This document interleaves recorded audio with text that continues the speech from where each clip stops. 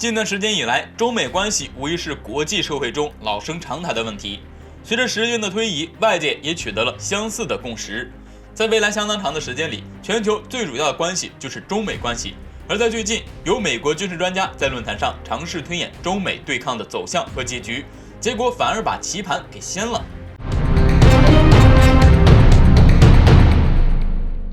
事情最开始是在美国的一个非主流论坛 UNZ， 在论坛里，一名叫做弗雷德·里德的作者在论坛里上传了自己对未来中美对抗走向的推演和相关预测。据了解，弗雷德是美国军事专家，也曾在美国军方媒体《陆军时报》任职，经常自嘲是键盘雇佣兵。在文章中，该作者指出，在美国人们经常会听到各类危言耸听的消息，而其中中国是主要话题，经常能听到他们又干了什么可怕的事情。而相关媒体重复不断地向民众鼓吹要做好对抗的准备，并要第一时间予以反制。然而，这些不断鼓吹的人在提到战争时，却又出现了明显的两极分化。一种是单纯的用情绪化语言去发泄，另一种则是业内人士用纯军事术语在讨论。这对听众来说也产生了两种结果：想听的听不懂，听得懂的懒得听。最后的结果就是各种莫名其妙的阴谋论满天飞。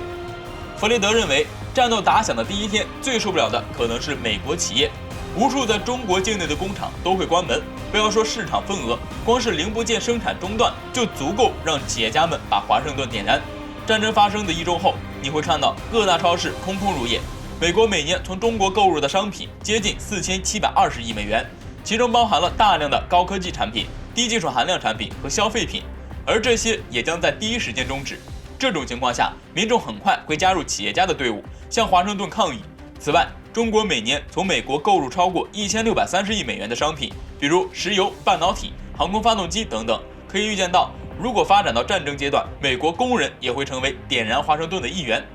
该作者指出，光是美国国内的这个情况，我们就可以看到中美之间这个仗根本就没法打。只有那些为了博关注的白痴，才会在电视节目上毫无意义地喊，一旦动手，人们很快就会看到美国对中国的依赖远远超过了中国对美国的依赖。